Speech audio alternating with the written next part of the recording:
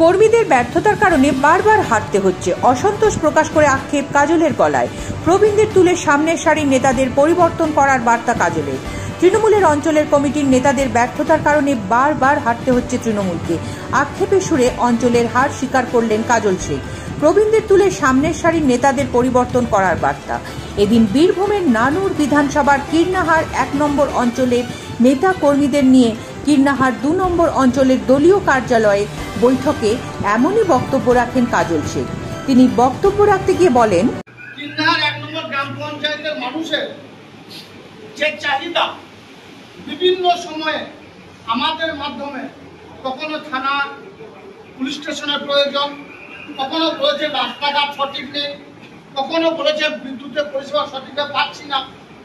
আমরা যথাসম্ভব রাজ্য নেতৃত্বকে বলে, জেলা নেতৃত্বকে বলে ফোন করার চেষ্টা করেছি, কিন্তু আমাদের মধ্যে নিজেদের মধ্যে সমন্বয়ের অভাব থাকার জন্য আমি যেটা মনে করি, বিভিন্ন সময় বলি কোনো গ্রাম পঞ্চায়েতে বা কোনো ব্লকে আমরা পিছিয়ে থেকেছি। আমার দল পিছিয়ে থাকার প্রধান কারণ হচ্ছে মমতা বন্দ্যোপাধ্যায়, অভিষেক বন্দ্যোপাধ্যায় নয়, সেই এরিয়ার যে দায়িত্ব আছে বা যারা দায়িত্ব আছে তাদের ব্যর্থতা। তাই কীর্ণাহার গ্রাম পঞ্চায়েতের প্রবীণ নবীন যারা আছেন সকলকে নিয়ে আজ বসেছিলাম। দেখুন, নানুর বিধানসভা 17টা গ্রাম পঞ্চায়েত আছে। 17টা গ্রাম পঞ্চায়েতের মধ্যে লোকসভা নির্বাচনে আমরা যদিও নানুর বিধানসভা থেকে প্রায় 80,000-এর উপর ভোটের ব্যবধানের বিরুদ্ধে পিছিয়ে রেখেছিলাম, তৎসত্ত্বেও কীর্ণাহার 1 নম্বর গ্রাম পঞ্চায়েত আমরা পিছিয়ে ছিলাম।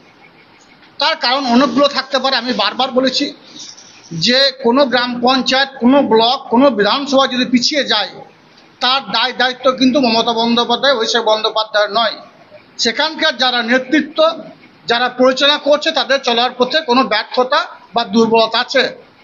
তো কীর্ণাহার 1 নম্বর গ্রাম পঞ্চায়েতে পর্যালোচনা করে আমরা যেটা উপলব্ধি করতে পেরেছি, ওখানে যারা প্রবীণ আছে, যারা 1998 সাল থেকে মমতা বন্দ্যোপাধ্যায়ের হয়ে কাজ করেছে, যারা একদিনের জন্য তৃণমূল কংগ্রেসের ঝান্ডাটা ধরেছে, যারা এক মুহূর্তের জন্য মমতা বন্দ্যোপাধ্যায়ের পক্ষে কথা বলেছে, তাদের সকলকে আমরা একত্রিত করেছিলাম। ওখানকার 14 জন যারা মমতা বন্দ্যোপাধ্যায়ের নির্ভীক সৈনিক, বর্তমানে যারা পঞ্চায়েতটা পরিচালনা করছে, প্রধান উপপ্রধান সহ ওখানে যারা নেতৃত্ব তাদেরকে, এবং যারা প্রবীণ যেমন ডোমাদা থেকে শুরু করে, প্রশান্ত থেকে শুরু করে, বুবাই থেকে শুরু করে, এরা প্রত্যেকেই এক সময়ে কীর্ণাহার 1 নম্বর গ্রাম পঞ্চায়েত পরিচালনা করেছে। প্রফেসর সাহেব আছেন। তো সকলকে সঙ্গে নিয়ে আমরা বসেছিলাম।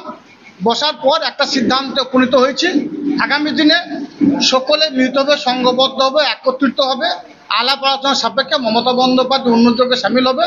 এবং আমার দৃঢ় বিশ্বাস, যদি আজকে যাদেরকে নিয়ে বৈঠক হলো সকলে যদি সংঘবদ্ধভাবে কাজ করে, তাহলে কীর্ণাহার আমরা আগামী দিনে মাইনাস হব না। সামনে যে 26-এ নির্বাচন আছে, কীর্ণাহার 1 নম্বর গ্রাম পঞ্চায়েত থেকে ব্যাপক ভোটের ব্যবধানের বিরুদ্ধে আমরা পিছিয়ে রাখবো।